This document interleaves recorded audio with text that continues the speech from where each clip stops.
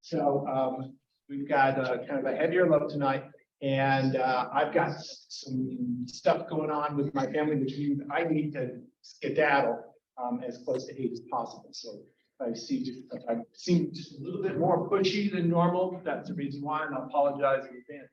So I won't have my timer on, but 5 minutes really is the max. So please keep your presentations to 5 minutes. We also want to respect the time of our excellent guests who you will recall from last week. Councilmember Anna Morris from Council District 4. I'll get it right. On Zoom is Councilmember Darren Mono, who's from Council District 5, and Carlton Christensen from the UTA Board of Trustees. Thank you once again from the bottom of our hearts. Everybody who presented last week told me how much they appreciated what you guys said and support and questions you asked, and it was such a great experience for them, and we're looking forward to another one tonight. One last little what do you call it, housekeeping measure is a week from tonight is our field trip. And I don't know if you've seen the cover of our department magazine, but the photo on this cover is from last year's field trip. So we go out and we have a good time. But looking by what people are wearing, it was a little bit cold and rainy. So I'm guessing that it probably will be this year too. So we are meeting at 6 o'clock. I'll send you an email on this, but we're meeting at 6 o'clock at the Tracks platform at 900 South. And our guides for the field trip are all set. We have somebody from the city engineering department and somebody from UTA service planning who will take us through the reconstruction, reimagining of 900 South. If you haven't been down there for a little while, you're going to be shocked. It is just an incredible project. And so we're really delighted to be down there and to have great hosts. So meet at the Tracks platform, 900 South, 6 o'clock next Monday. Great. So we're going to start tonight with Michelle. Michelle, I think, is going to talk about pedestrian safety, a recurring theme in a lot of our projects. Specific to the area. What's the cross street, 900 South? 200 West.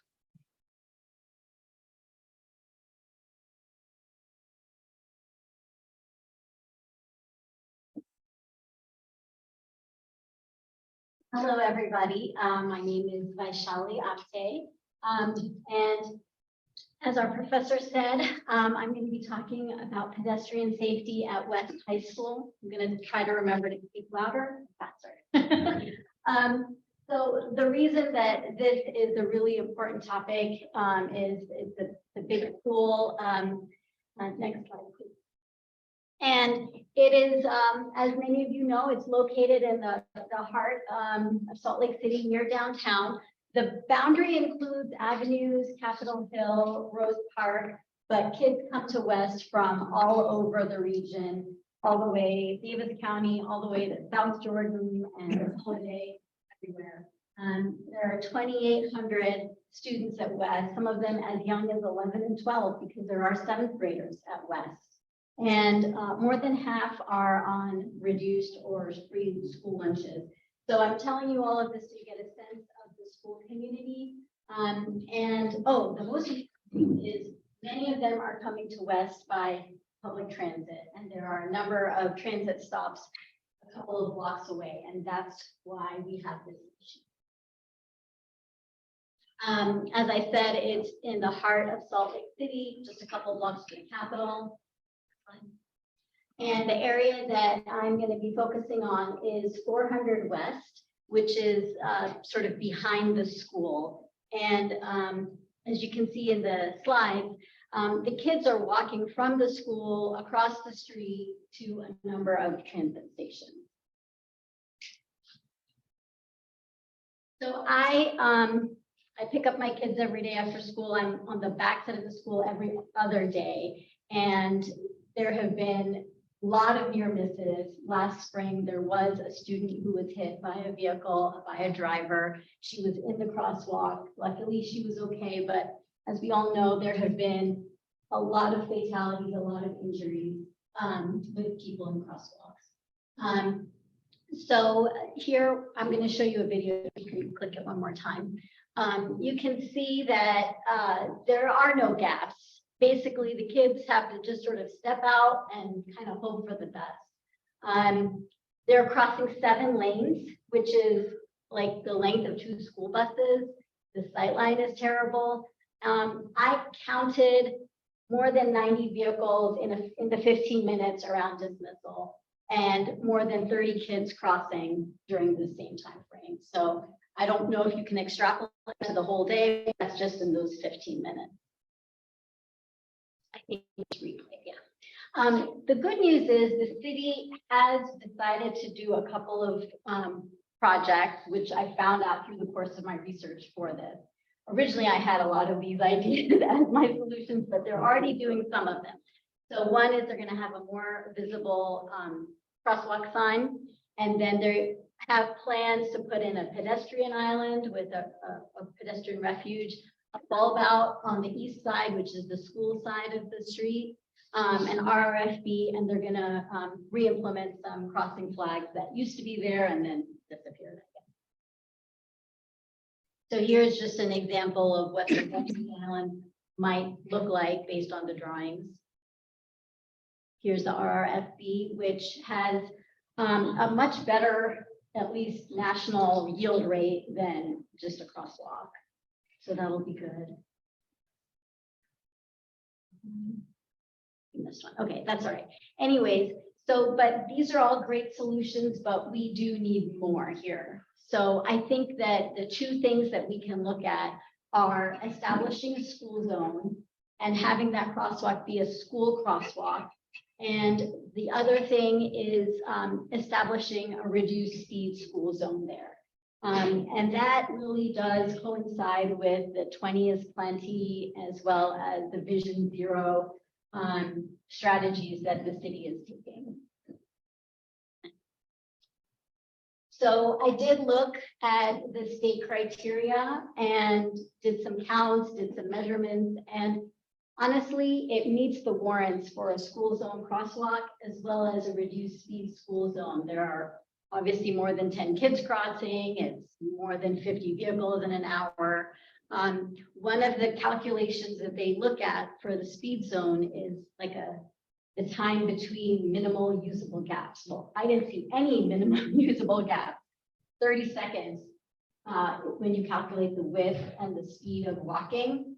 And there is no 30 seconds when there's no cars. They just have to walk out the way it is right now. So obviously you need to have a formal study, not just one parent's measurements, but I think that will be important.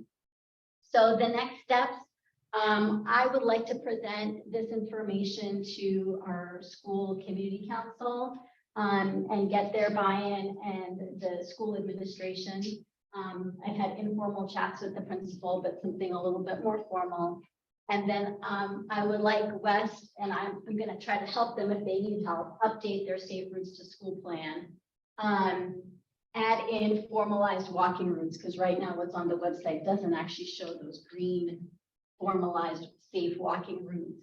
Once they add 400 West, that might help trigger some eligibility for these school zones. And then request for the city to perform these formalized studies and see if that can actually help it move forward.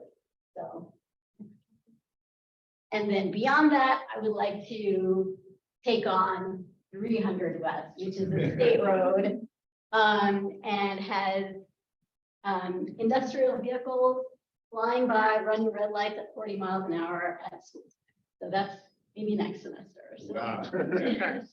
Let me know if you have any questions.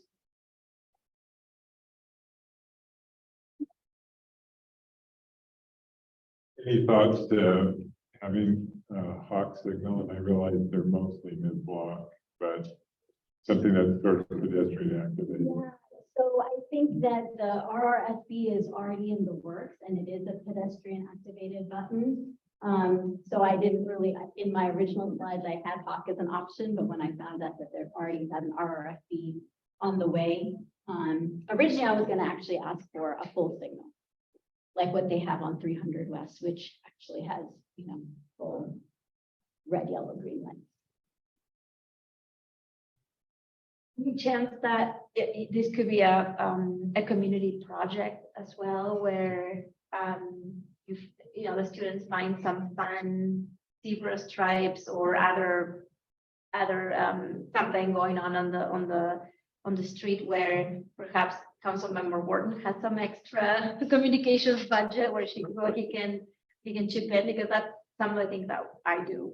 And I love the street projects where it's more about, it's not so, how you call it, like not so, I can't come up with a word right now, but it's like a community project versus the government doing some white stripes here. There you go. I see what you're saying, and I know that, like in Marmalade and Capitol Hill, they have done some road diets just with paint and, you know, painted fruits and had it like a community activity. And so I don't know if the city would allow, because it's 7 lanes right now. Even when they put in the bulb out, it's still essentially 6 lanes. I don't know if it's gonna be, you know, I'm from Tampa, and in the last couple of years, they were putting in crosswalks with like book covers and really interesting things, but somehow I don't know if that will work, but it's definitely worth asking. Yes, because it's high, and I think we're all very interested in Westside at the council, and vigilant about what happens, what all the things related to school. So I think you might have an in, Okay, you know, if it was a great. community project. That'll be great. Thank you. I hope you can hear me. I had a question about, you mentioned the study that you are hoping would be done, but you also mentioned the city has already had put in, at least in planning, some additional improvements to that, which is good to hear. Did you find out from the city whether they performed any kind of study in order to decide which of those improvements to already go ahead and do? Or was that more just staff thinking, let's try this first? And then where do you see a study fitting into that? So I guess they said that they did not look at zebra striping, or they said that they didn't think that it would be necessary because there was going to be the RRFB. They didn't, I don't know if they did specifically a school zone study. I don't think they did. I think they were just going to start with this. But when I say study, I mean, if you look at the NECTD, it's not so much a study, but it's kind of, you have to put in specific numbers, specific counts, you calculate it, and it kind of gives you a ranked, like a weighting to tell you if it really qualifies or not. So that's what I sort of meant, was to calculate it more formally, you know, with probably a member of staff, as opposed to just me with my stopwatch. Thank you so much. That's great. Thank you.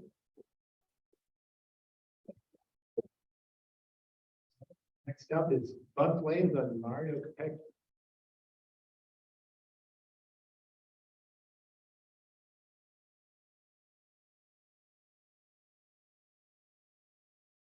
I'm Don. Oh, I'm Monica, and our topic is on bus congestion at Foothill Drive and Mario Cappechi.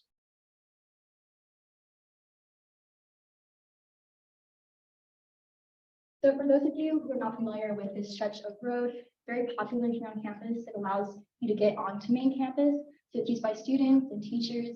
Yeah, it's just super popular. And during peak times of 8 a.m. and 5 p.m., it gets very congested. So it's like jam-packed, bumper to bumper. And because of this, it causes a lot of bus congestion. And this slows down buses for up to 15 minutes during, like I said, 8 a.m. to 5 p.m. And it's not only inconvenient, but also costly. so is the video.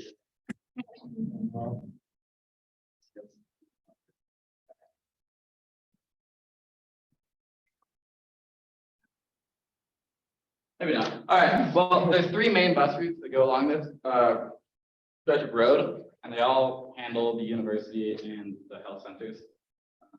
So it's 21, the 223, and the 455. And so you go up here in Research Park, they come along Foothill Drive, and then go up here to the hospital, as well as the rest of the university.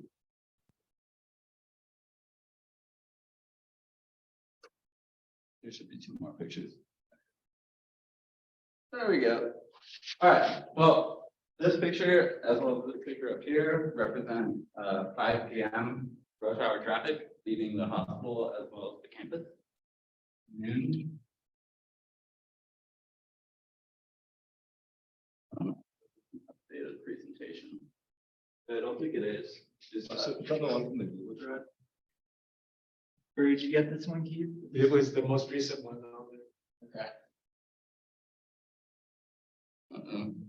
Well, let's roll with it. All right, we'll go with it. Okay. Yeah, so our potential solutions were to remove the sidewalk to create a bus lane, but that didn't really seem realistic because Fort Douglas is a direct border of the sidewalk. So we talked about possibly moving the bike lane and revamping the sidewalk into a mixed use pathway, which already resides there. The structure's already there. We just have to shorten the lanes and add a little to this bike lane and the shortening of the other lanes. So this was kind of like our original idea. We thought we'd do a whole new multi-use path, but it just seemed kind of silly. So we went with this more simple, just keeping the bus lane and shortening all the other lanes that we have the space for the bus and just revamping the sidewalk on the side. Well, and also Fort Douglas might be moving. Yeah, there's a soon. So if that happens, it's all kind of up in arms to what will change.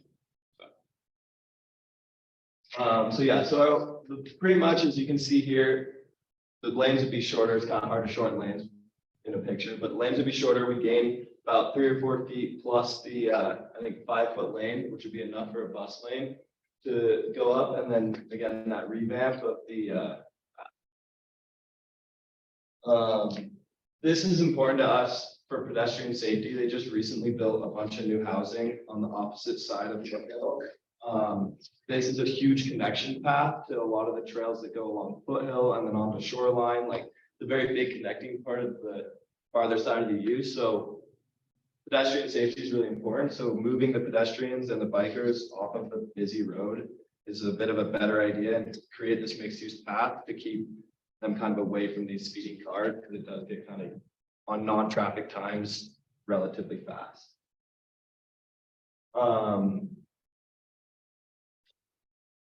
Yeah, this is One of the biggest things to mention is that like there's a bunch of new units going up on Sunnyside Avenue and Foothill Drive, thousands of new units. And so those people probably aren't going to drive to class or to the hospital if that's where they're going. And so if that's the case, they're going to be walking along that route, and it's not really safe or pleasant to walk along. So even just adding that bus lane in and just taking away the traffic that would be there, it would add, 6 to 9 feet of space for pedestrians to be sheltered from other vehicles.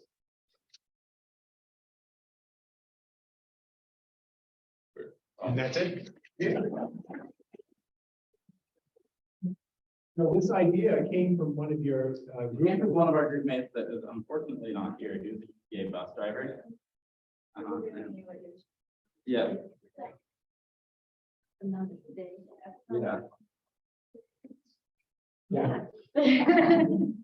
Well, I'm a big fan of exclusive bus lanes, but did he feel, or do you know, if sometimes the challenge when you come out is getting your bus back in, and do you have any sense whether the traffic is such that they would have a reasonable way to re-enter the road? Yeah, after the intersection, well, we have, so at the top, there's an intersection that splits where it goes up to like Fort Douglas and then down to the Huntsman Center and areas like that. And that would be, right after that would be a good time for the bus to cut back in and head up to the hospital and then diverge. So, and especially if they had priority signal treatment. Yeah. Yes, exactly. Yeah, the stretch is almost a half mile too. Yeah, It's a pretty long stretch. It is When you long. get off Foothill all the way to the next light. Yeah, there's a lot of space to kind of work that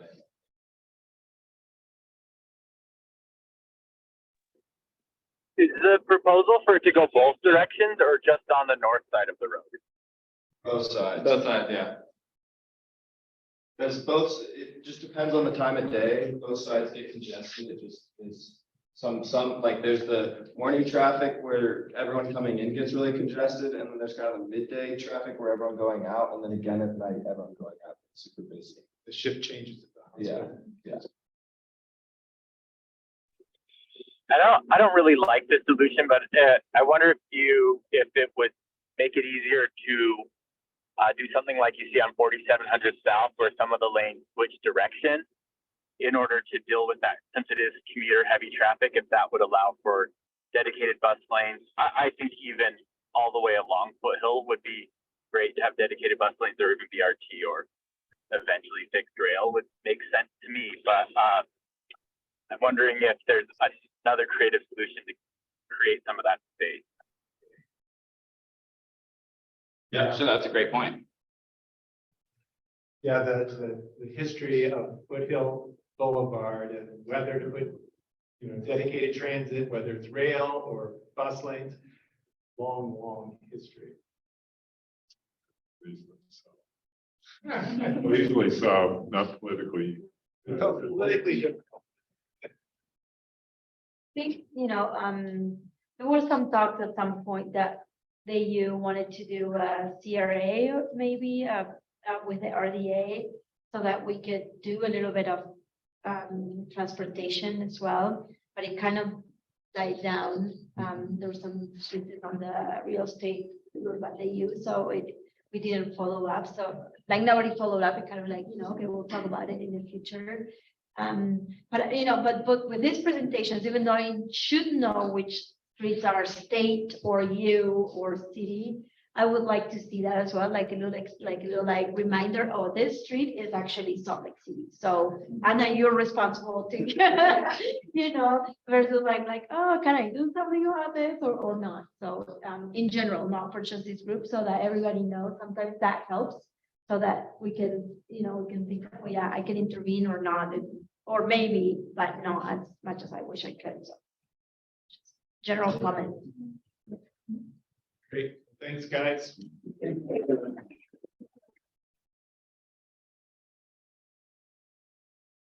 So, okay.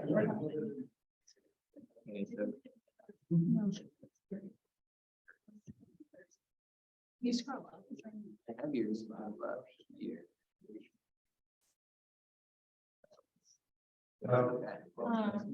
Sorry, can you go? I uploaded to or should I just go home and zoom in? So Megan, we'll get you. Well, I'm gonna go, I don't have my laptop with me. Was that? I don't have my laptop with me, so I think I have to go home and like zoom in to present. Oh, it's not there.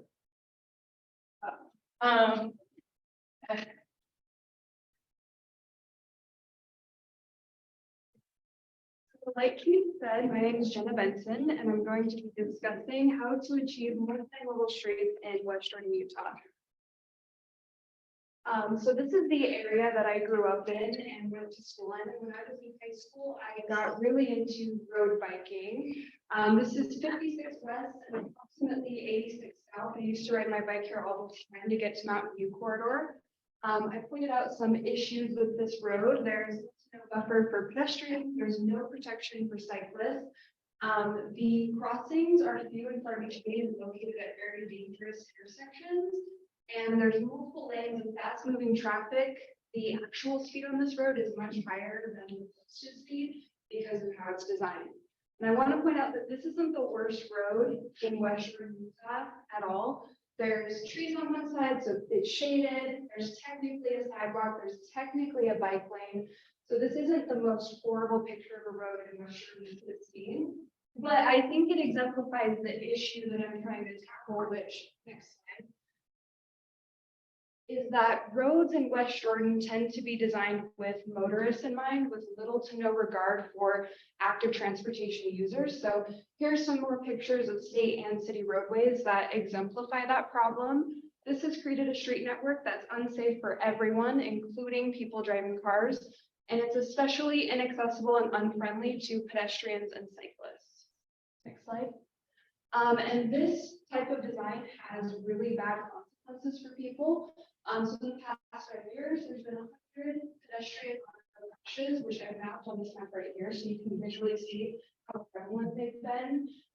There's been 62 cyclist auto crashes and 1 pedestrian fatality as a result of this. Next slide. What's good about this issue, one positive aspect to this very broad problem, is that there are a lot of solutions. So the city could invest some money into auditing its pedestrian and cyclist pathways to determine where does infrastructure need to be added, where does it need to be improved.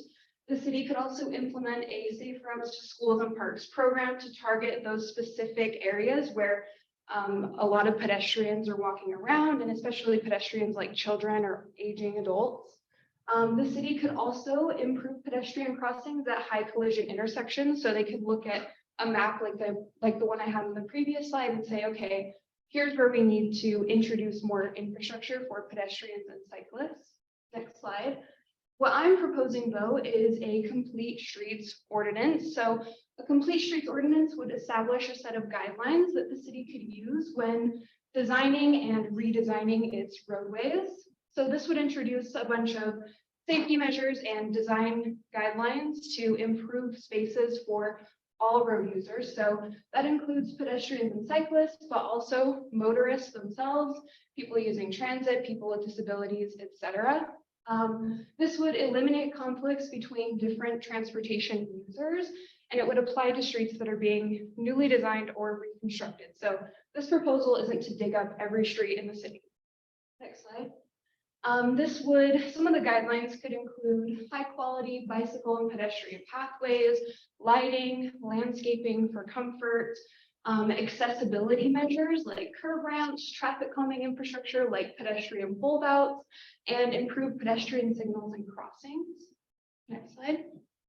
And again, to clarify, a law like this isn't going to solve the city's transportation issues overnight. This is a very long-term solution, so I want to emphasize that the point of this is to change the culture about how roads are designed and planned in the city for the long term, to create a network that's safe and accessible for the future. Next slide. So again, I want to emphasize, why is this important? Like I said, safety, comfort, and accessibility are the 3 main points that I want to hit on. But West Jordan, like many other cities in the county, is also growing. So economic development is a big part of that. If people are able to access their needs and access economic opportunities more easily and safely, that's going to help the city grow economically. And then also help physical and mental health, being able to go walk around safely and access your needs and live in a more walkable, beautiful community is going to greatly improve people's health overall. And again, I want to emphasize, this benefits everyone. It's not just for pedestrians and cyclists. This is also for people who are driving and want to live in a healthier, happier community. That's it. I think this is great in terms of a goal or a plan. I'm wondering what the political landscape is in West Jordan. And I'm thinking of Sweet Streets SLC, which is like a neighborhood advocacy group that really helps us as the city council change our speed limits to 20 miles per hour. And I'm wondering if something on that same level would be required in West Jordan to get the residents and council members there to adopt a complete streets ordinance. Yeah, and something I have noticed in West Jordan is I did see a lot of support behind the idea of making streets safer and more accessible. So the pedestrian and cyclist auto crashes that have occurred in recent years have actually started to go down. And I saw some policymakers and planners in West Jordan express support for more active transportation infrastructure and safety measures for pedestrians and cyclists. And of course, that's challenging just because of funding and it's slow moving, but I do think that the political support is there. And I think it's easy to sell the idea that we need to keep our kids safe. We need to keep, have people walking and cycling. We want more economic development in our city as it grows, like every other city in the county is experiencing right now. So there's always going to be political pushback when it comes to even these seemingly no-brainer type policies, but I do think that the political landscape in the city is at a decent point to where something like this could realistically be adopted. And if it's adopted for long enough, potentially influence how state roads are reconstructed and designed. So I think it's the right time for something like this to be adopted. Chair, Dirk Burton is probably the largest bicyclist transit user that I know, and frequently sends me emails of things that are not working on the system. And so you'd have a very receptive conversation with them. I'm presuming that they don't actually have even though the existing format isn't that way, I presume they don't have an existing safe streets ordinance A safe streets ordinance? or complete streets. No. There's not an actual ordinance, but I know that they've been trying to implement more of these types of designs. Like I know just from reading some stuff and also just seeing like and being in the area, visiting my parents, I have seen more improvements. I think it'd be good to adopt an actual ordinance to set that standard and make a statement about safety and comfort and, making sure that people. I'd be happy to introduce you to Mayor Burton when you're ready. Another thing that I think about this, when you're in charge of the budget of the city, when you see so many events and crashes, and then you start thinking, oh my gosh, all the cops that showed up, all the ambulances, all the firefighters, potentially all the EMTs, like you're starting at the cost, and you're like, all the lawyers, exactly, all the lawyers that are involved in all that cost. It could have been prevented if you had a better street system and more of a complete street. So that's, I think, a selling point for a mayor and for a council to say, hey, we did this and we spent money this way, then we could, reduce the cost here for all of these services that we could prevent if we, didn't have so many crashes. Yeah, I think that's a good point. And as a planner, I can harp on, walkability and density and all that, but it's true that this kind of design is very, very costly. And it hurts the city to have poorly designed roads. So if that can be mitigated slowly and in the future, and if growth can be guided in a more responsible, smart way, that can greatly benefit the city economically. So Ultimately, the taxpayers. yeah. Great. Also,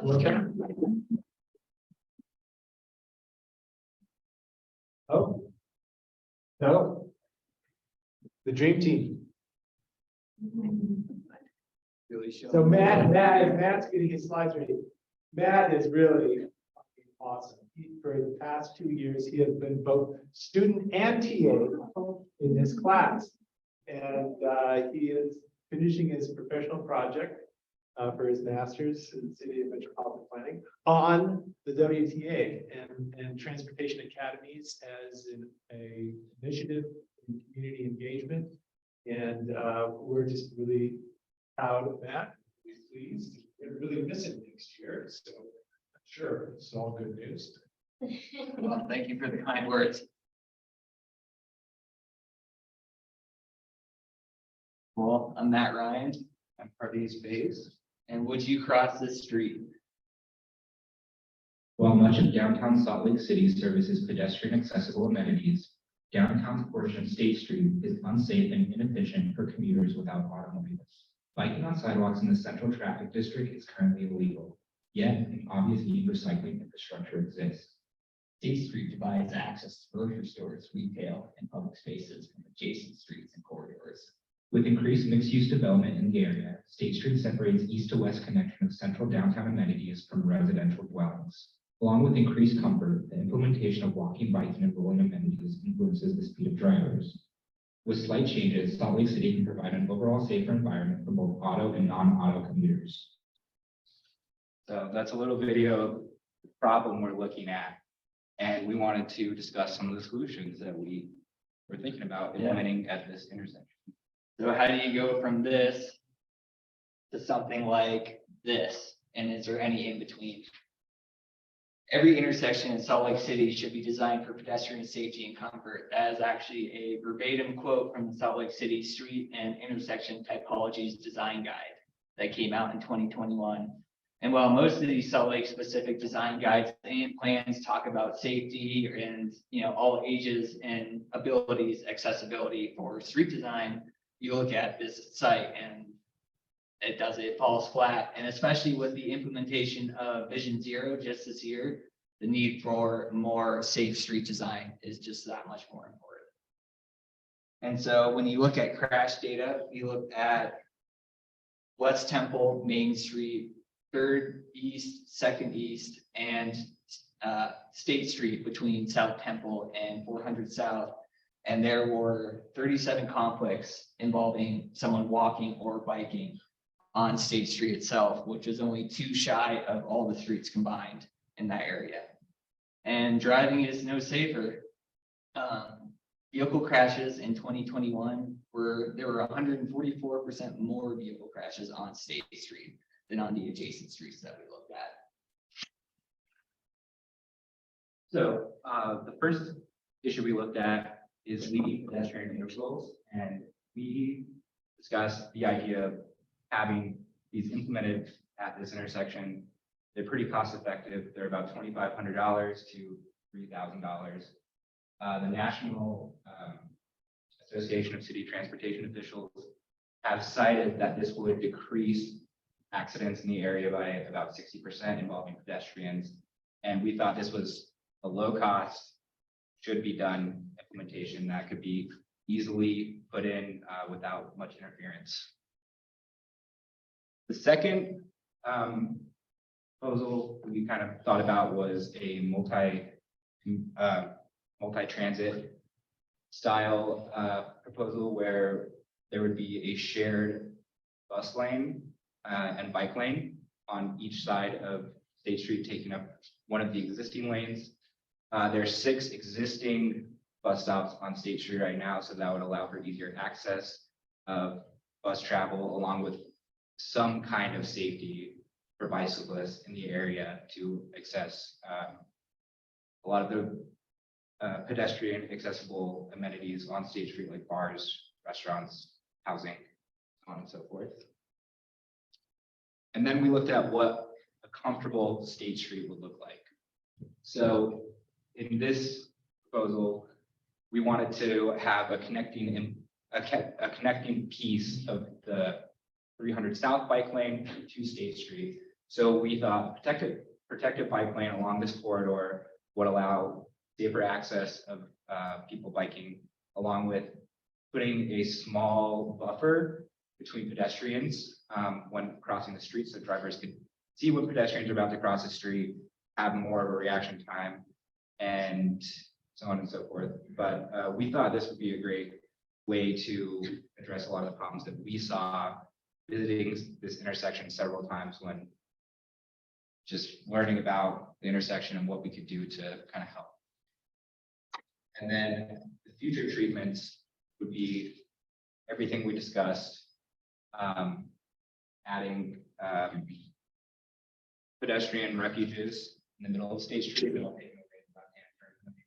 to reduce accidents even further, and alongside that, adding floating bus stops along State Street to create a better flow of bicycle commuters on the street, and pretty much we got.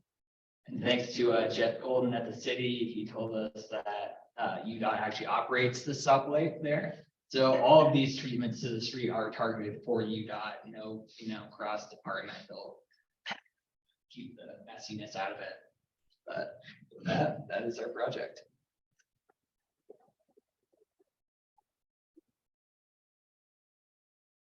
You want a floating bus stop? No, that's what that was one question.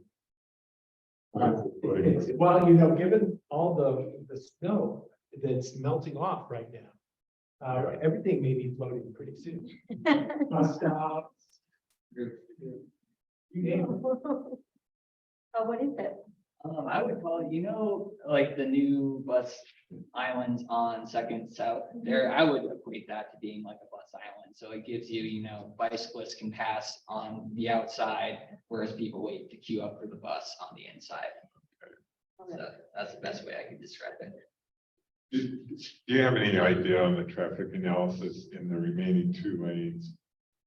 Is your throughput sufficient that you don't get, blocking of the other intersection? I just wondered if you looked at those traffic counts. I hadn't looked at that specifically, but I do have synchro, so maybe I can run my own trial. And that's part of the conversation you have to have. True, yeah, that would be a very, The city had that conversation with the Life on State project, the little demonstration project further south from there, a couple blocks. And at least according to city staff, there was enough capacity with 4 lanes to handle the existing demand. So UDOT still wasn't comfortable in losing those 2 lanes, despite what the data showed. But it looked like it would work. How does it work when you like remove a left turning lane? Third or second or first, like, how, does it become a mess? I suppose it could become a mess in the interim, like initially, but imply, having ways to divert traffic, or if there's making a right turn and coming back around, like innovative intersections and stuff of that like are ways to kind of get around that aspect. And I think it's worth its weight with the amount of left hooks that happen when you're, crossing the street and a car is trying to beat the light or, shoot a gap between 2 other vehicles. It's just, it's a lot to, human injury is certainly worth the prevention. So amendment, I should say. What? I was just wondering what section of State Street this was focused on. Is it the whole length of it, or is there a specific section? I'm sure it was in your proposal, but I missed it. It's mainly looking at a section between 400 South and North Temple, the bike lane, but we were focusing on this specific intersection as a way to implement. At 300 South. Yeah, 300 South. Okay.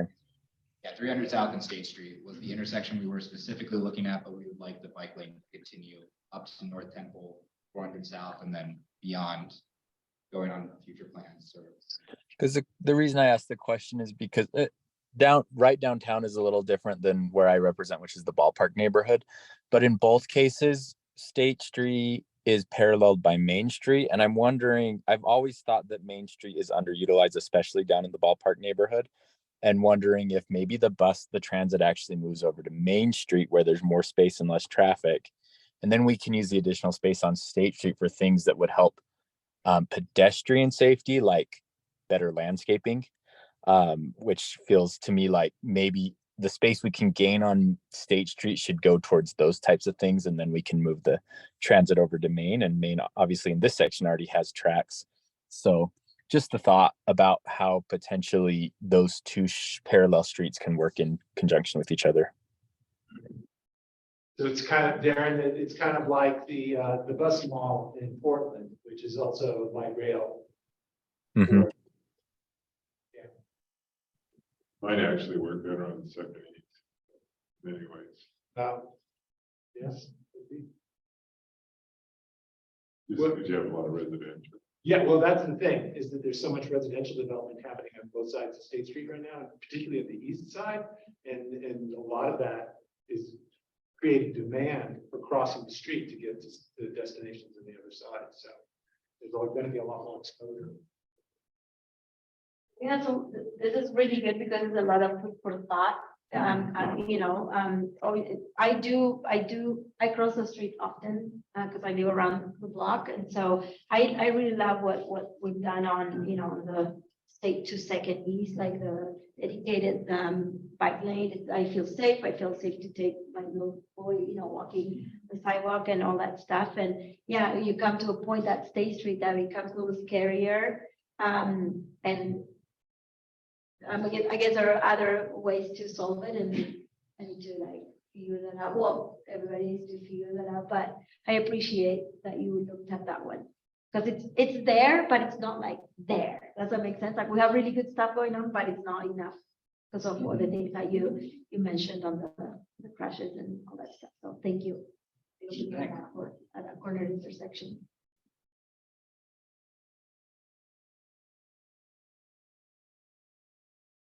So one of the things that seem obvious at this point is trying to emphasize a phased approach. And so a lot of you've already seen there's been a lot of the presentations the students are trying to give not just my way or the highway kind of proposal. That's an interesting choice of metaphor, but my way or the bike lane. My way or the bike. But we're trying to understand that improvement happens generally in a community context. It happens incrementally.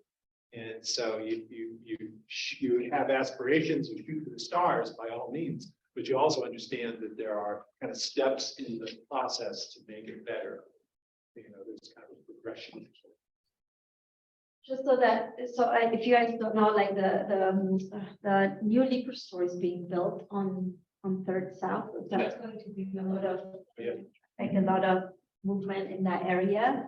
And it is my intention with some of my funds for communications to repaint the bike lane and some of that intersection. So if anybody wants to put a group together, I'm your girl, and you know, maybe it's a summer volunteering project, maybe this year or next one, but something that I've been thinking about and been talking to the neighbors right there. So Yeah. So Megan, how are you situated? Are you all set, or everything working out? Oh. Yeah. Thumbs up, I love it. What? Can you hear me? Yeah. Hear you plenty. Okay. So are you going to feed the slides from your machine there? Yeah, I'll do, I don't know. Yeah, I don't know why you can't see them in the folder there, but I'll just do it from here. Give me a second to share my screen. So Matt, you could just.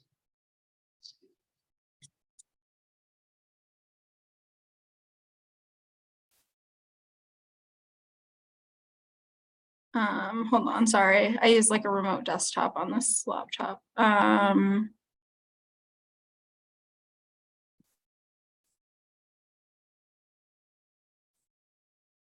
Okay, I think.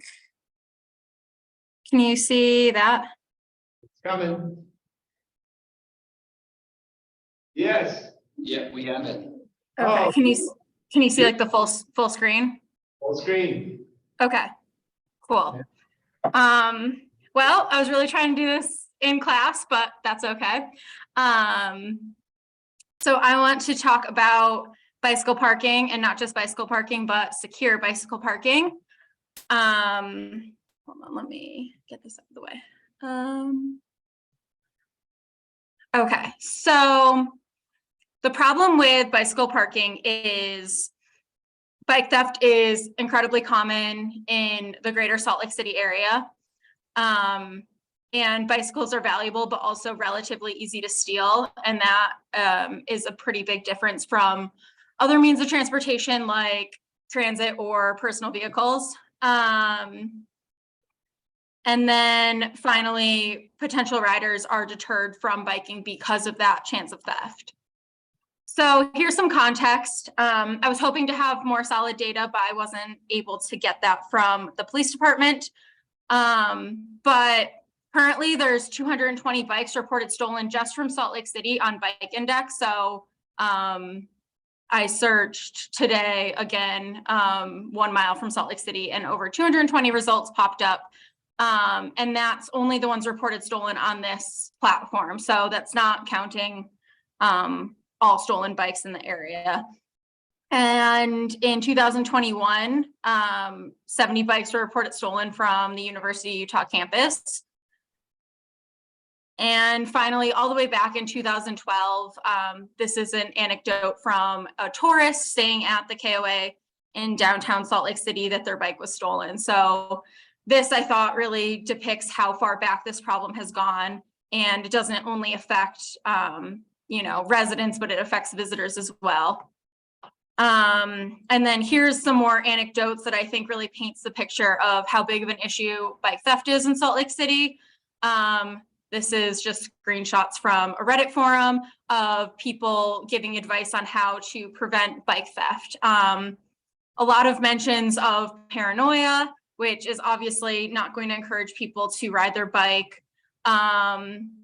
A lot of people say that they just keep their bicycle with them, and that includes even bringing it to coffee shops. So that's obviously not convenient or ideal. Again, this person leaves it inside, even, they're even worried about locking it in a garage. And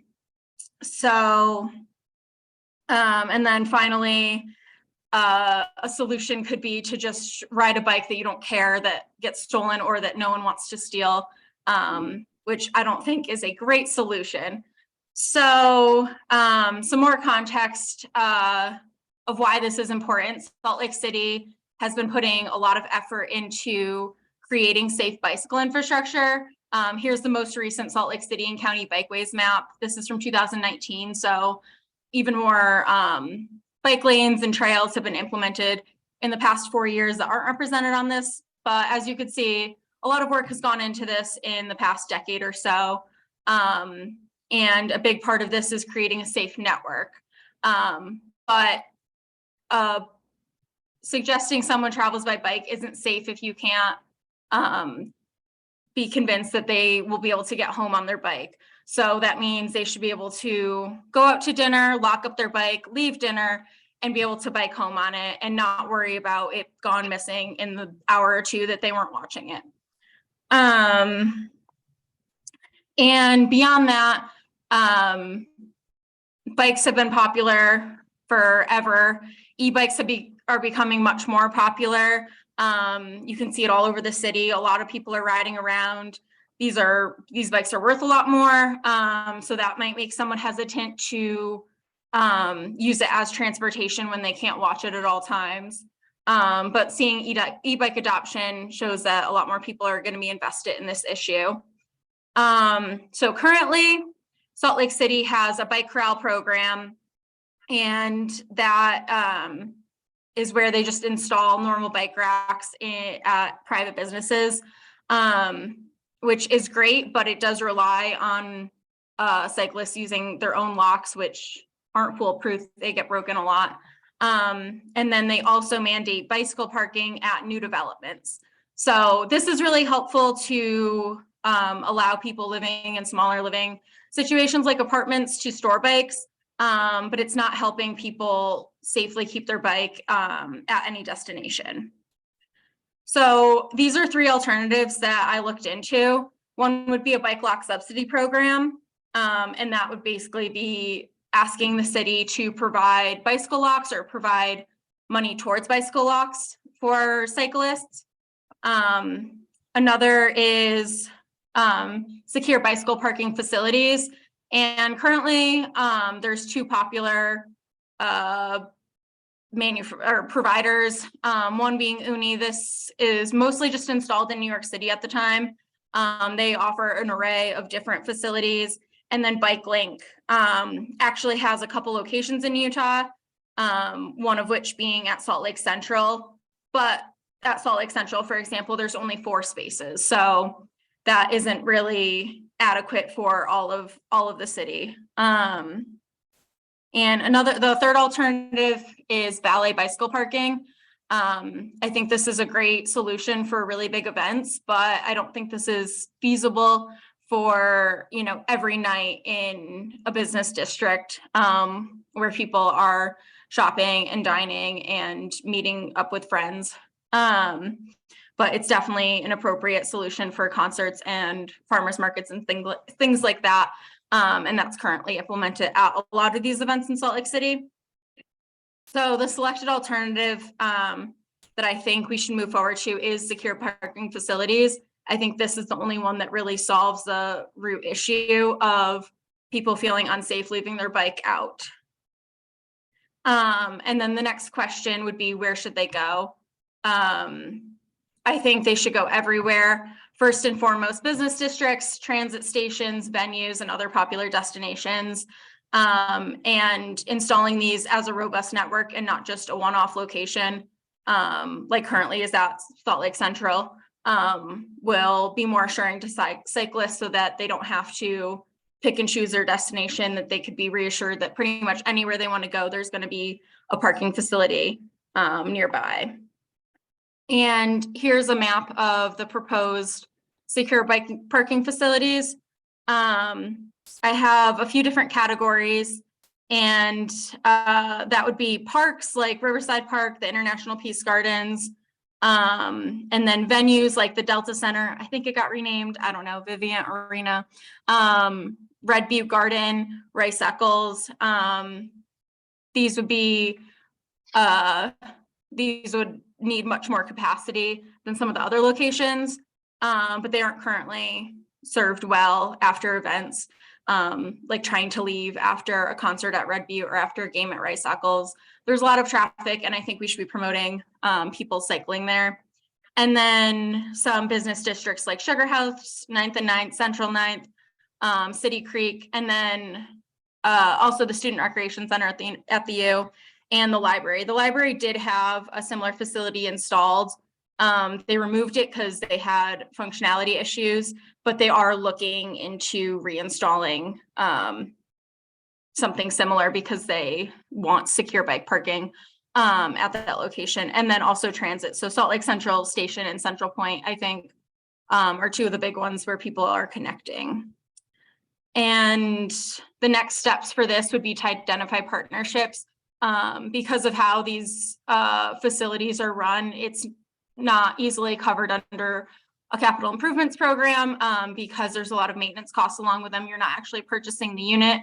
So we'd want to find partnerships for ongoing funding. And I think the best places to look there would be the city itself, the venues, and other destinations along with UTA and the University of Utah. And then after those are established of who wants to invest in this, we should be evaluating the providers and determining the best solution amongst them, identifying specific funding, and then surveying users to determine actual locations. My map was proposed, but there's not much data going off that other than knowing what seems to be popular locations for people to bike and then implementing it. And that is it. So. Yay.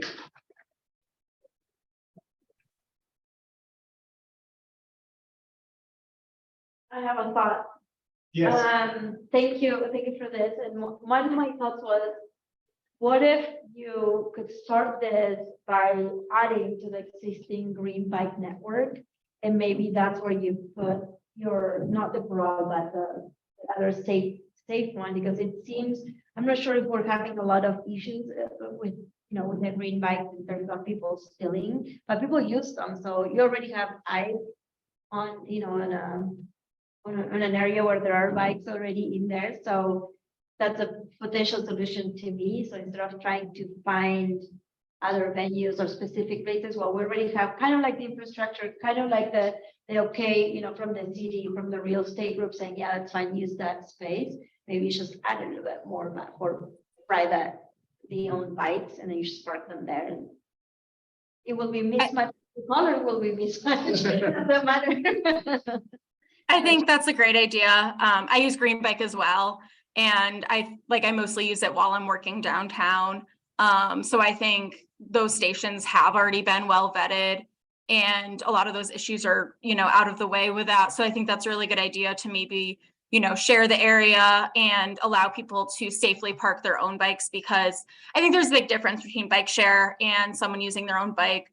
Bike share bikes are really comfy, but you can't commute home out with them unless there's a green bike station where you live. But yeah, I really like the idea of co-locating those because the green bike stations are really well located already. I'm not sure what happened. There was never any crime when I was on the city council, so really something that happened since, but do you see yourself charging at least a nominal fee just because you do want to cause turnover, and as opposed to somebody sort of parking their bike and leaving it overnight in a way that is almost abusive of the option? Yeah, I think some of the systems, I tried really hard to get actual information on how they're funded. UNI, it seems like they get a lot of advertiser funding in New York. I don't know if Salt Lake could get as much just given our small population relatively. And I do think, I know Bike Link I signed up for once I found out it was a thing during my project. I haven't used it yet. They charge 5 cents an hour, which is, really negligible. But I think it's enough just to ensure that you're accountable for retrieving your bike eventually. But yeah, I think that's a good point too, is you want people to use it relatively short term, you know, just to like visit the park for an afternoon or go out to dinner. But you also thinking, you know, impacts of bikes compared to cars. I don't think you'd want it to be priced anywhere close to, you know, our cheap on-street parking. So I think it'd have to be significantly less than that. I'm wondering if you did any research about other countries and how they work. I know Japan has a totally different culture around biking, and they have some big bike parking lots, and I'm not 100% sure how those work or how they're funded, but it would be interesting to see if other countries that are a little more bike dependent have solved this problem already. Yeah, I didn't include, like, for the specific project, I didn't do any research on that. I think a lot of it is cultural, so that's a good point. However, you know, I wanted to keep it sort of like reasonable expectations where realistically, bike theft is an issue. I don't think that's gonna, you know, I don't think we could like look to Japan and Amsterdam and say, okay, like they don't steal bikes over there. Let's, you know, like, why are they doing it here? I think it's more in the short term, people do steal bikes here, and how do we prevent that? So I don't think that their parking facilities are necessarily very secure. I think bikes are just much more prevalent, or crime is much less prevalent there, that it's not really an issue. But these like bike parking providers, the one that was at the library, I didn't include on the list because the library got rid of it because it was bad. That's called BikeKeep, and I think they're based out of Estonia. So I think they are implemented other places in the world. I just didn't really look that broadly. All right, well, thank you, Megan. Thanks. Sorry, I couldn't be there in person. I'm gonna email this to you, Keith and Matt. Okay, great, thank you. Appreciate that. Sorry for the snap. So, Lloyd, yeah. This is new. Nobody's seen these slides. Nobody has seen these. Before I get started, my wife works with the city. She knows I'm here presenting, but I don't think she knew that I was presenting to two council people. Hi, Darren. Deb Alexander. So hi, Lloyd. How are you? Endorse or condone anything I might or might not say. Okay, thanks for yeah. I want to talk for a few minutes about housing options for people transitioning out of homelessness. And there's a real chicken and egg question here that's not easy to answer. And that is, should people and resources move, oh, next slide. Should people and resources move to where transportation is? Or should transportation adopt to serve people who live where they are or where they want to be? Now, one example, in 2016, Salt Lake County Mayor Ben McAdams convened the collective impact on homelessness. And it was to address issues and concerns with the road home. Overcrowding, crime and drug use, impacts on local community, local neighborhoods. And what they did was they brought together officials from throughout the county, local business leaders, and representatives from public and private organizations serving the homeless. Well, one of the issues they had when it came to selecting sites, they developed a set of criteria that included access to transportation, which sounds like a good idea. But in practice, what that meant was only locations on the central transit core tracks were actually considered. And they really, except for somebody, the mayor proposed Simpson Avenue, the mayor and Draper proposed a shelter down there, but except for those, everything was concentrated in those non-residential areas. Now, but that was shelters. Shelters are temporary measures. Permanent housing is different, and people want the same things that we all want. So the Other Side Village is the most recent big effort to come up with permanent housing for people transitioning out. And Darren, I'll give a shout out to Colony B, that's serving kids and exiting the foster system and 140 other units. But anyway, the Other Side Village is located west of Redwood Road, between Redwood and I-215, in a completely industrial area. And it's going to be a tiny home community providing permanent supportive housing to chronically homeless individuals. So chronically homeless means homeless for 12 months or more and suffering from either physical, mental, or emotional disability that prevents a person from living independently. And at this point, there are 792 in 2022, 792 chronically homeless people living in the state. And on the first phase, they're going to build 60 units, 60 tiny home units on about 8 acres. That's going to house 54 homeless individuals and staff that support them. But future plans cover 40 acres and have 430 units for chronically homeless, making it the single biggest housing facility for homeless individuals. So as to the site itself, you can switch to the next one. It's not really an area that's resident friendly. The sidewalks in Redwood are right up against traffic lanes, handles 25,000 vehicles a day. A lot of that being heavy trucks going pretty fast each direction. There's no sidewalks or bike lines on Indiana, and everything is far away. The green track line is 1.9 miles. The nearest grocery store is 1.4, the nearest library 1.8, and the Sorensen Community Center is 2.2. And except for walking to the tracks line, which is difficult in winter, you take a UTA bus, it requires at least one and sometimes 2 transfers to get to any of these other facilities. But the other side village has taken a different approach. They want to be a self-contained community that doesn't rely on outside resources. There's going to be a grocery store, a deli, theater, support services, hair salon, pet care, social enterprises, a chapel, and a lot more, all in this single facility. But even though they're in this self-contained environment, there are some things that they need that can help with that site. So safe sidewalks will be needed on 9 South and Redwood. Roadway improvements on 9 South may include removing an abandoned rail line that would definitely be a hazard for bike travel. And here's the other idea. The city and UTA could look at accelerating the tier 1 and tier 2 bus routes in the Salt Lake City Master Transportation Plan that are going to serve the 9th South corridor. In the meantime, it may make sense to extend the terminus of Route 9, bus Route 9, to serve the other side village. So at any time, there are about 3,500 homeless individuals in Utah.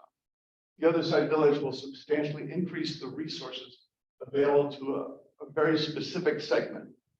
But Utah doesn't need multiple other side villages. It's not a good model. It's not the right model for other homeless facilities.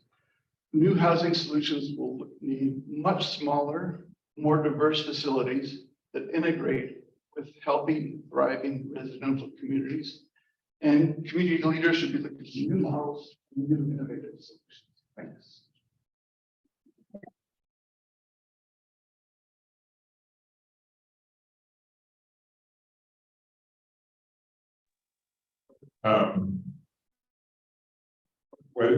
Why is your concern about one transfer being too much? Because the one transfer was only to the Sorensen, both of the library and the Sorensen Center. And I thought that the travel time would be a little bit too high. Actually getting to the grocery store took 2 transfers. And to go there and back on bus routes with 2 transfers, that looked like a 3-hour trip just to get to the grocery store. Because I was going to say there's a new end of line facility being constructed not very far from this location. And so there will be actually a lot of buses coming through there. There are a lot of buses on Redwood Road. There's also some grocery options that would be a straight shot, but it's to the north. As opposed to 116 north. Yeah, 7 north. And so I think one of the concerns I have in a lot of these conversations, and it was in the last, is that there's a real training gap, almost more than the actual route options that folks don't know how to use. Where's the new terminus coming in? Is that Right. 209 South? It's gonna be west of Redwood Road. It's right there where Fourth and Fifth South come together, just near the city's facilities. So I wondered whether that 8 or 9/10 of a mile to get to Fourth South was an impediment to using the bus system. And I don't have an answer to that. That's what I wondered. I mean, the sidewalk needs to be fixed, no question. The closest two facilities, drug abuse counts as a. The closest two facilities to the other side village are a bar on the north side and a bar on the south side. So there's really not much in the way of community resources. I don't see the other side village ever integrating with the Poplar Grove on the other side of Redwood. It seems too distant, a bridge too far. I think it's an interesting problem statement and something that I've been concerned about since that facility was cited. So I definitely think that we need to be honest about where we're placing these facilities and what sort of infrastructure is necessary for that to be successful. And if that infrastructure doesn't exist, it is, I believe, our responsibility to rectify that or augment it the best we can. So it's interesting to hear that there are some additional facilities coming in. I think it's more than just, I think transportation is obviously very important in the focus of this class, but I think it's more than just that. It's how are we getting any other kind of facilities in and around that village. So I appreciate the thinking though. But Darren, I think a lot of it that applies to the other side village also applies to the west end of Poplar Grove.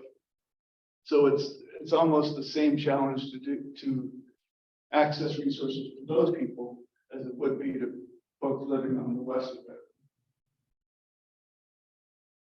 Sure. Thank you. I appreciate the thought. I had a really hard time with this other side village and getting to yes for that one because of a lot of reasons one of the reasons was what you mentioned. But also, if we're going to make decisions just around what's the transportation that is existing, that we concentrate a certain group in a certain area of town. So those are the things that we struggle, right? And then if you put it too far, but they don't have the infrastructure there. So how do we make balanced decisions, around that? And there's a lot of work to do still, like you said. And I'm hoping for the best for the other side village in terms of our shelter friends, but I struggled, and I think I can speak for there, and I said we struggled to come to a yes because of the complexity of the group that they will be serving. So it's going to be a gated community in a sense. Right. So not only to keep others out, but also to keep the residents in. Is that really helping somebody escape homelessness to put them in a gated community like that? But thank you.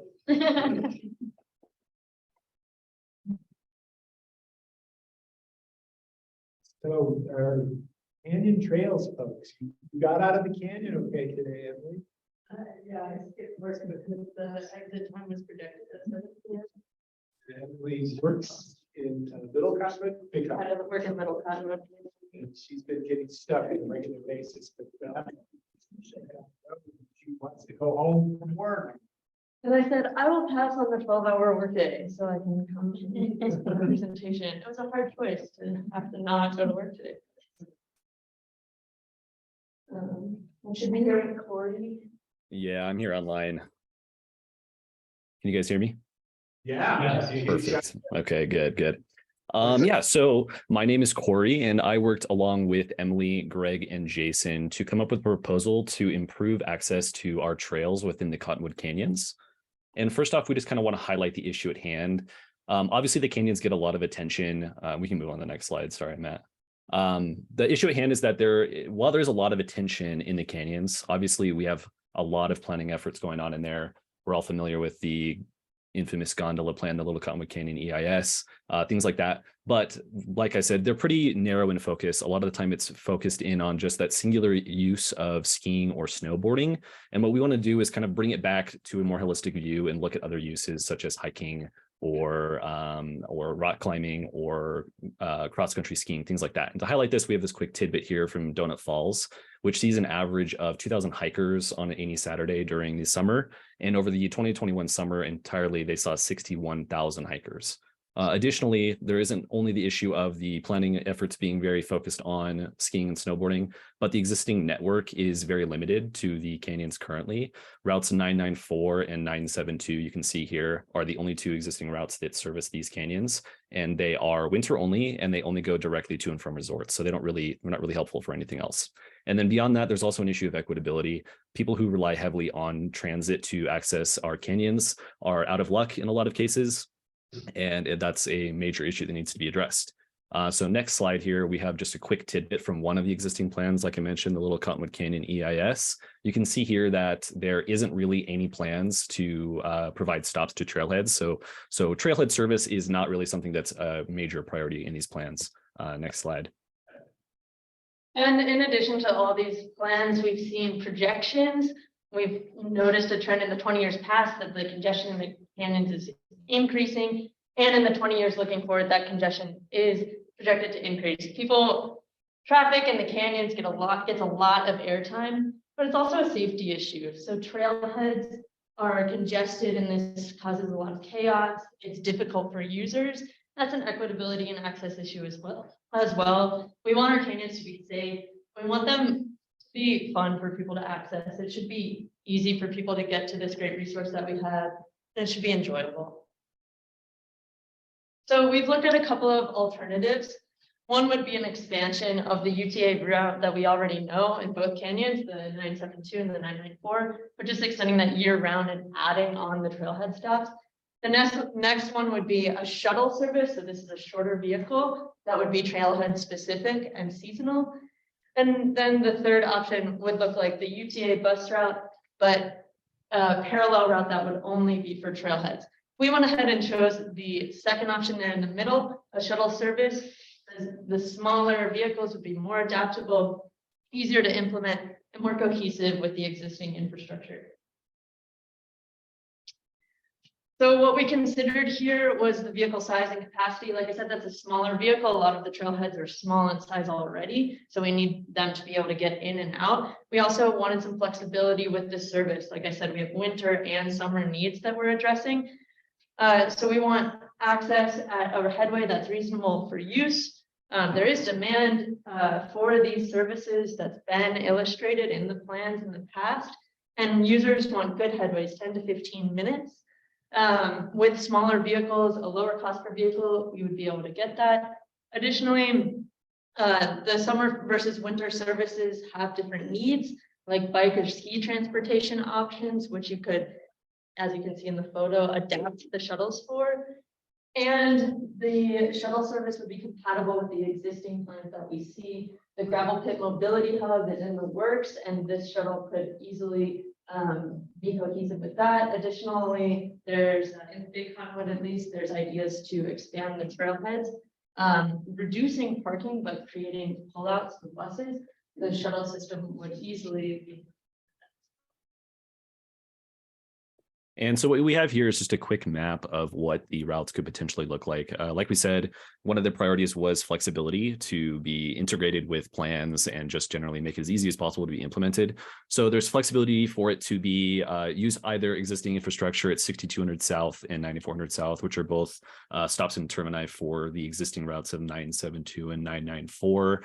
Like Emily mentioned, it could also use the gravel pit mobility hub that's in the works, or it could even use there's existing parking at the mouth of each canyon as well. So if you wanted to shorten the routes even more, you could even use that.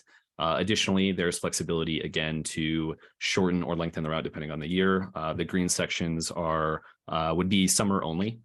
During the winter, ideally, it wouldn't go to the resorts to prevent the overlap of people trying to get to the resorts and being desperate and just filling up these buses as well.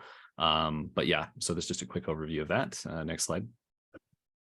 And just a plug for government shuttle systems in general, these have been shown to work in our national parks for over 20 years now, reducing congestion and making it easier to access recreation opportunities. That's mostly in Grand Canyon National Park, Zion National Park, and Bryce. And the concerns for the Wasatch area and the Cottonwood Canyons is pretty much parallel to the concerns that were addressed in the national park shuttles. Concentrated use, recreational demand, environmental concerns, and parking and traffic challenges. All of those have been ameliorated by the shuttle implementation in the national parks. And there's other cities, including neighboring cities that use shuttle systems. Park City, Aspen, Colorado with US Forest Service access, and Sedona, Arizona with trailhead access there as well. So just to wrap up, we kind of just want to highlight that while this is only one proposal, it offers a lot of different improvements for our canyons. And it does this by building upon planning efforts that already exist to fulfill a demonstrated demand. And what it would do is integrate with these plans and follow along with their priorities as well by improving accessibility for all users year round, decreasing reliance on private and single occupancy vehicles, reducing overall environmental impacts, as well as making the canyons just generally safer for all users involved. But that's all we have. So we'll go ahead and take a couple questions. Thank you so much.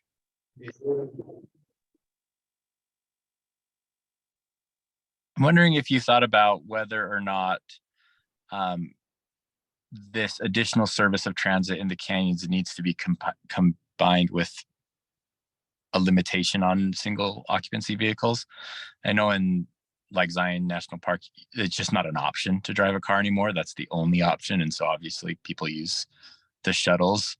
It seems to me like, especially in the summer months when there's not the ski congestion, people would still probably drive if they have the option.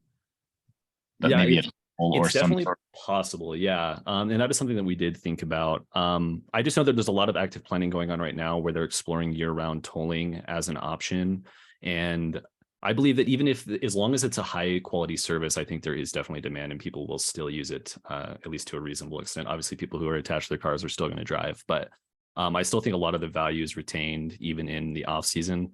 Again, there's a lot more traffic during those seasons than we even realize. I think, I believe we had a factoid that we cut out, but summer weekends actually see more traffic overall than even winter days. So there's definitely still a lot of traffic going through those canyons, and I think transit would still be highly valuable during those times. Additionally, talking about phased implementation, I think this could overlap with a general transition to a limit of single occupancy vehicles in the canyon. Personally, would love to see a reduction or elimination of single occupancy vehicles in the canyons, but we know that might be far ways off.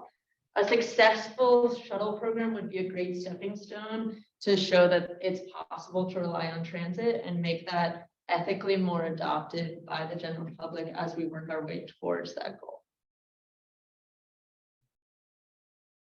How do you, what are your thoughts on addressing the American with Disabilities requirements for the stops? And also, what's your thought on the pricing of fares?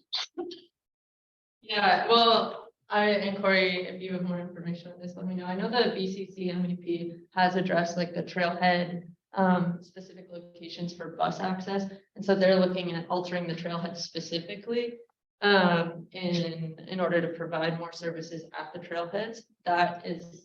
That's further down the line. I think that's a consideration that would be made to choose the appropriate shuttles themselves. And I don't know the ins and outs of the ADA's requirements, so I'm not sure. If you have an existing stop, you're okay, but if you're creating new stuff, you have to face it. That's the challenge. I think installing those sorts of things probably all in all would be a low price to pay for the overall benefit of this solution. Pad of concrete. Is what I was trying to say, yeah. And just to add on to that, sorry, before we take another question, there's been a lot of studies going on. Big Cottonwood Canyon Mobility Action Plan is one of them, and I know that they're exploring expanding infrastructure at the trailheads, and I haven't delved into it as much as I'd like, so I can't say for sure, but I'd be willing to bet that ADA accessibility is part of that build out. I always think about this and like we're, you know, the air quality, environment and all of the things that we talk in planning, but then sometimes I think, how do we do it in Europe? How do we do it in Switzerland? Like, what have they done that, you know, that we could benefit from, like, and learn from them? And that's something that, I don't know, it's in my mind always, and I'm not sure if you have looked into how they circulate people to the resorts or to their different, you know, I mean, landscape. Yeah, I don't, The things that they have as well. I'm wondering if there's a situation in the, I haven't looked at case studies abroad. I'm wondering if anything quite compares to the canyon, you know, the topography that we have here in Salt Lake that really concentrates people. Because I know at least there, you know, we talk about the gondola and all that stuff, and those sorts of solutions have been implemented abroad, but it's usually when there's a city and a mountain and it's just you go straight up. In the canyon, it gets to be a little more difficult, but that's a good question. I'm not sure the answer to that. So, you guys mentioned the Big Hotwood Mobility Action Plan. I would really, really encourage you to submit this presentation to them, and comments are due tonight at midnight. I'll get on it. I'll get on it. Package it up as the PDF and just submit it. You got your computer there, right? Yeah, I'm on it right now. I got it. Wow, nothing like immediacy. You know, I have, we were talking about my undergraduate landscape class before. This is a topic, canyons is a topic that the students regularly want to write about. And one of the things after several years of reading student work on this is it seems like we're coming to a point where we need to reconceptualize what the canyons are to our city. And by city, I mean the Wasatch Front and the Wasatch Back. This is kind of becoming our central park, you know, because there's so much development happening on the east side of this, as well as the west side, because there used to be, oh, the canyon, that's off, you know, to the east of where, you know, where most of the people live, but now we're kind of surrounding it, and it is becoming kind of like a central park, and the way they handle vehicles in Central Park is not like anywhere else I've been. And I think there is a kind of a, I don't know, a cultural change that's coming on this. I think also, I mean, I am not from Salt Lake City. I didn't come here for the recreation opportunities, but I definitely take advantage of them. And now I work year round in the canyons. In the summer, I build a trail, and in the winter, I work at Alta. And so I'm in the canyons every day. And I think you really see, I mean, it's such a treasure to be up there and to have that. I mean, it's our water. It's so much of the life of the city is the canyons. And I am very lucky to be able to experience that every day. And I don't want to gatekeep that. You know, I want that to be an experience for everyone, because I think almost like spiritually we need that. And so accessibility and equitability is a huge issue in terms of accessing that resource, just in the way that in city planning, we make sure that parks are accessible to all people. I mean, this is a national forest. It should be accessible to all people. If it's unsafe to drive a vehicle or to be on the roads, or if we're damaging that resource in the way that we travel in its area, then in its vicinity, then I think we need to rethink the structures that we build. Beautifully said.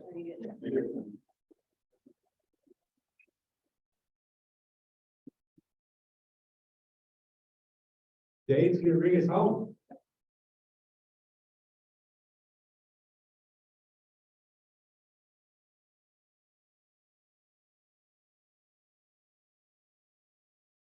Okay, so 400 South is a freeway that goes right through the heart of downtown. We have 500 South, which is a freeway, 600 South, which is a freeway. State Street, we don't need a freeway. So my proposal is for a better 400 South, Cod, Todd, or Pod? And I'll explain that in a minute. So next line. The biggest problem is 400 South is overbuilt, it's high speed, and it's dangerous. It has 6 lanes of traffic, plus turn lanes, a turn lane on at every intersection. So it's essentially 8 lanes. The traffic volume there is not super high for 6 to 8 lanes of traffic. It's 24,000 to 32,000, depending on where you are on the stretch of roadway. And this comes from UDOT's traffic statistics. The highway capacity manual shows that a 6-lane road can actually handle 55,300 vehicles a day. So 400 South, it's just too many lanes. A 4-lane road with center turn lanes, or in this case, where our 400 South has turn lanes, can handle 36,800 vehicles per day. So on any measure, it is still way overbuilt. Even at 4-lane road, it's still way above where it needs to be. So in the last, since 2010, so 12 years plus the beginning of this year, there's been 1,714 crashes on 400 South between 600 West and 1,000 East, which is absurdly high. I did not count the number of fatalities or the number that are bikes only or pedestrians only, but it's an awful lot of crashes. It's a UDOT road, and UDOT roads are notoriously awful in Salt Lake City and the entire valley for being dangerous, too high speed. They're built for cars, and there's little regard for pedestrians or bicyclists and transit for that matter. So the conclusion of this problem is that 400 South is overbuilt and it's dangerous. So what do we do? Next slide. Would you ride your bike on 400 South? Anybody here? Okay. So I did. I have. I rode yesterday. I took this picture while I'm riding. And is that safe? Yeah. I've ridden on 400 South before where I was passed on the inside by somebody within about a foot of me, which wasn't very pleasant. But it's really sketchy. I mean, you have to have nerves of steel to do this. When I rode this yesterday, there's cars tailgating me that I didn't get any passes where they came up really close to me, but they're right behind when you're going slow up the hill, and it's completely unpleasant. The speed limit there is 35, and that's 35 from basically where Foothill is all the way to Redwood or to the far west side. And that's in a residential area, you know, on the west side. Once you get to the west side of I-15, it's residential, and it's still 35 there, which is a failing of Salt Lake City's transportation division to not do that. So when you walk on 400 South too, you don't see very many people walking. It's really unpleasant to walk too, because you're on a narrower sidewalk right next to 3 lanes or 4 lanes of traffic on either side. But yet there's plenty of destinations. There's haircut places, there's gyms, there's bike, the indoor spin classes, there's the Smith's grocery store, hardware store, there's just all up and down. There are plenty of retail destinations, yet most of those actually, when you're driving, they have parking lots that are street side, so they're really outdated design. That's a somewhat different issue here, but next slide. So Cod, Pod, or Todd, 3 options for the street. What do we want to see on 400 South? Car-oriented development, which is Cod, which is what we really have right now. I mean, it is completely car-oriented. We have a TRAX line there, and supposedly it's transit-oriented development, but it is absolutely not. It fails just about every single criteria for transit-oriented development, other than the fact that there's a nice TRAX line going down the center of the street. So what do we want? We want POD, people-oriented development. Next slide. 400 South does not succeed as transportation-oriented development. These are a list of a few of the criteria for transit-oriented development. So walkable design with pedestrian is the highest priority. That's the first one. This is utterly unwalkable. I mean, it's a wide road if you want to cross it. If you're walking next to the roadway, yes, you have a sidewalk, but it's really unpleasant dealing with cars going, anywhere from 35 to 60 miles an hour, which there was somebody doing that yesterday when I was riding. Fortunately, at that point, I was on the sidewalk, just taking pictures. Train station is a prominent feature of the town center. Well, we have a couple track stops on 400 South, but they're in the middle of the roadway. And so to get to anything, you have to cross the roadway where people like to go over the barriers and through. So UTA's put barriers up there to prevent that. But it's still really unpleasant, especially when you're near the library, where the intersection is not very well designed for the pedestrian lights are not well designed. It should be designed to have easy use of bicycles and scooters as daily support transport. No, it's just not. It's again terrifying to ride on that. Hardly anybody rides their bike on 400 South, and I did not pull up Strava data to see how many people do that. I'm sure it's minimal. Bike share rental system should be nearby. There is one at the city county building, but there are none on 400 South. And specialized retail at stations serving commuters and locals, including cafes, grocery, dry cleaner. There's a new, where the Barnes Bank was, there's a new housing development that has a nice corner market and deli and such. It'll remain to be seen how successful that development is, because again, it's a very unpleasant place to walk to. And so is that going to just service the building, or are people actually going to use that as a destination? So, there's several other criteria which I didn't mention here, but anyway, next slide. So people-oriented development is the answer on 400 South from Redwood Road to Guardsman Way. So the main steps we need to get to that are to remove a lane of traffic in each direction. That can be done immediately. You can do that. If you see the picture, this is a protected bike lane in New York City where they use this very fast Zikla zebra barriers. So these are rubbery, plasticky barriers that bolt into the pavement. You could literally go out and create this in a week or two on 400 South. You could get a temporary thing, and then as time allowed, you could go and create a permanent solution like you have on 300 South, where there's heavier duty concrete barriers. But this would be, at the very least, you could do a demonstration project. You also need to utilize some of the lane. There are blocks that have street trees, blocks that don't. Street trees help to slow down cars. There are a fair amount on 400 South, but there could be a lot more. And so you could potentially, in the long run, rather than having a 10-foot bike lane barriers, you could make that an 8-foot bike lane and plant some trees on the edge as well. Zoning on 400 South is terrible. If you look at all these new apartment buildings going in at 4th South and 4th East in that general area, they're zombie buildings. So a zombie building is a apartment building that has no ground floor activation. It's a zombie. It just sits there and is the Walking Dead.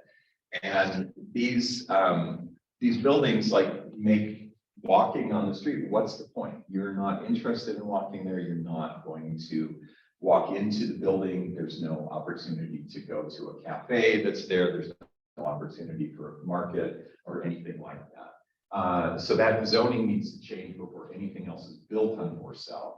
We also, the speed limit on the entire stretch is 35 miles an hour, and there's no reason for that. It's an invitation for cars to go 35, 45, 55, 60 miles an hour. So that would be one step to take to make this more people oriented. So next slide.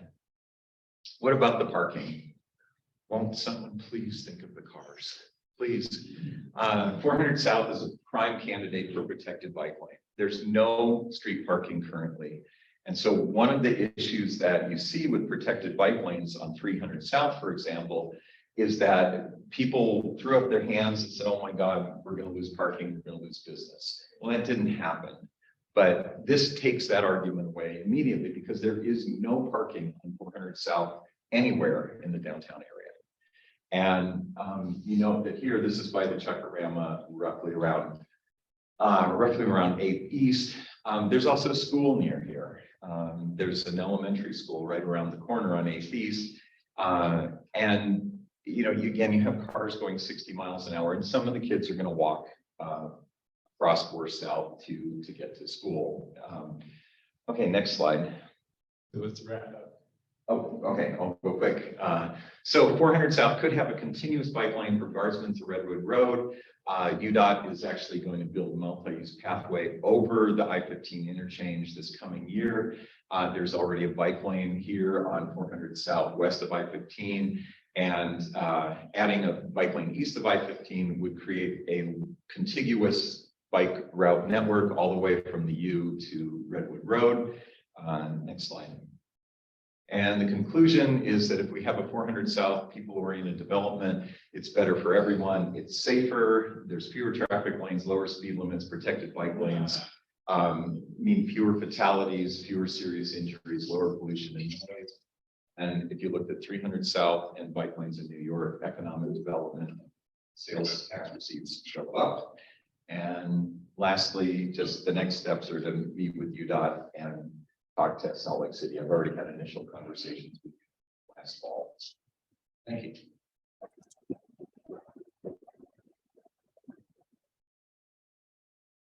Great photos. Did you pay these people? Yeah.